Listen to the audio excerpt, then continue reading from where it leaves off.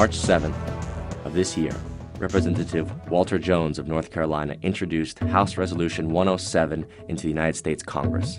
The resolution states, whereas the cornerstone of the Republic is honoring Congress's exclusive power to declare war under Article 1, Section 8, Clause 11 of the Constitution, now therefore be it resolved by the House of Representatives, the Senate concurring, that it is the sense of Congress that, except in response to an actual or imminent attack against the territory of the United States, the use of offensive military force by a president without prior and clear authorization of an act of Congress violates Congress's exclusive power to declare war under Article 1, Section 8, Clause 11 of the Constitution.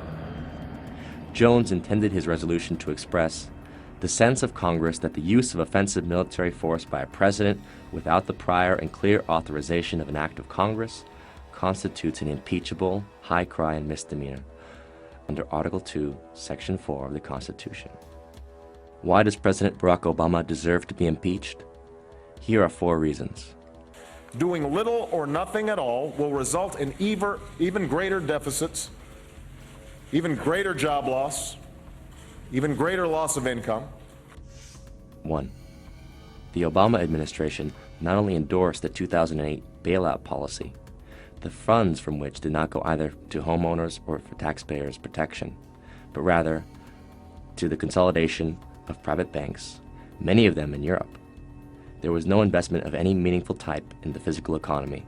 There was no protection of the American people, but rather an illegal commitment made on behalf of private banking institutions to commit the American people to paying a debt that the American people did not accrue. The trillions of dollars that were pledged to the private banking sector are backed by the assets belonging to the American people.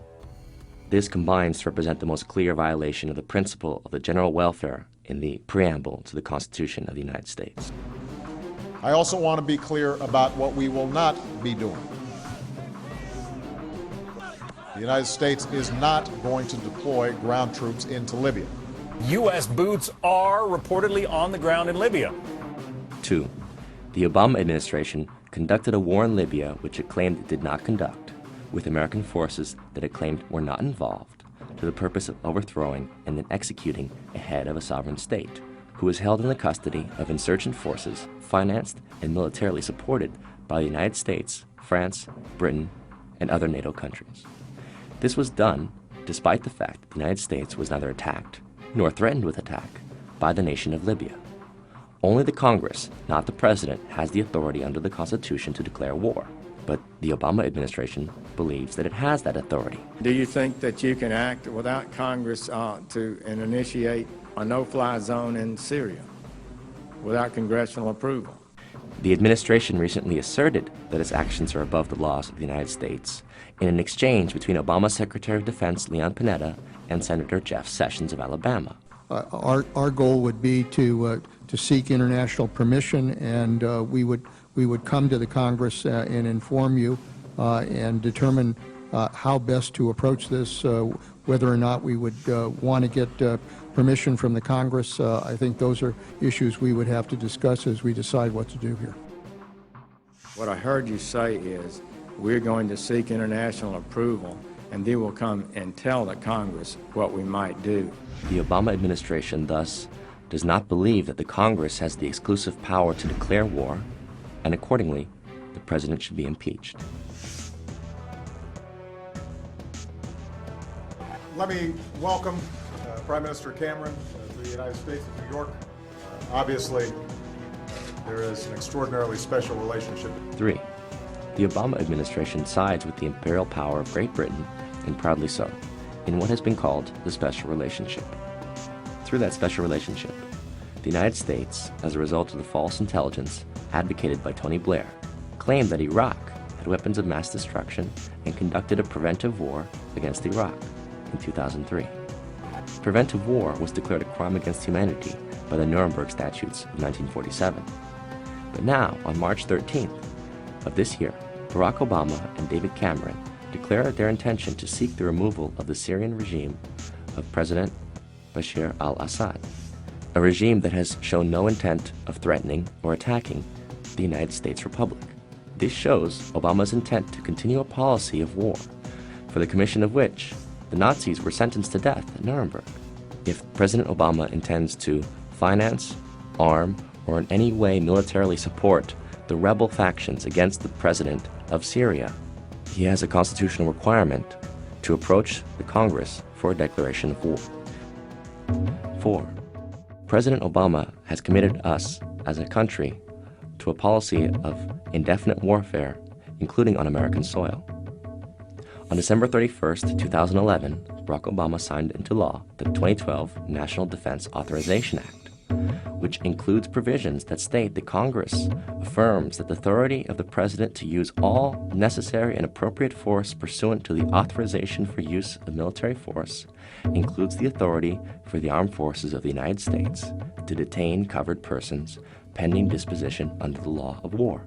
When Congress defined such covered persons, exempting U.S. citizens from the language, they were rebuked by the Obama administration, which told them to remove U.S. citizens from being precluded. Thus, as a result, U.S. citizens can also be detained by the U.S. military indefinitely without due process or civilian trial. This now allows the United States military to arrest and detain without trial American citizens who are deemed enemy combatants. It abrogates the Constitution of the United States in the 4th, 5th, and 6th Amendments, the right of the people to be secure in their persons against unreasonable searches and seizures, and that no person shall be held to answer for a capital or otherwise infamous crime unless on a presentiment or indictment of a grand jury, and that the accused shall enjoy the right to a speedy and public trial by an impartial jury. All of these rights have been abandoned by the United States under President Barack Obama. Further, the President asks the country to believe him when he says that he will not use his power of the executive towards the arrest of U.S. citizens pursuant to the NDAA of 2012. However, the executive branch has already ordered the execution of an American citizen in November of 2011.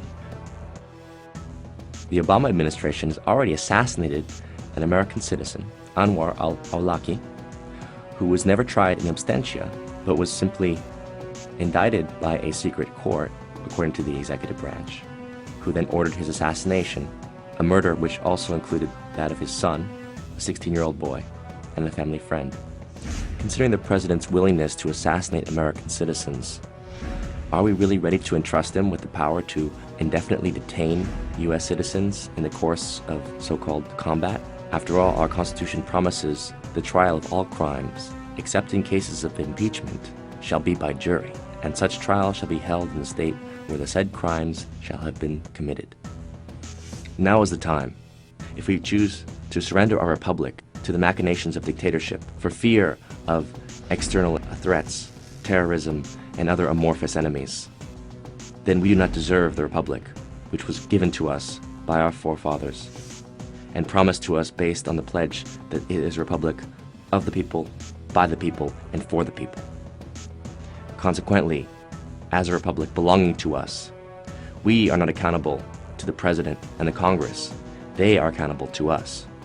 And should the President presume dictatorial powers, regardless of the state of war that he may claim we are now in, he must respond to our demands to protect American citizens from unauthorized illegal detention by the military and to annul this National Defense Authorization Act of 2012. And if he does not do so, then he deserves to be impeached immediately. But if we say nothing today, where will we be tomorrow?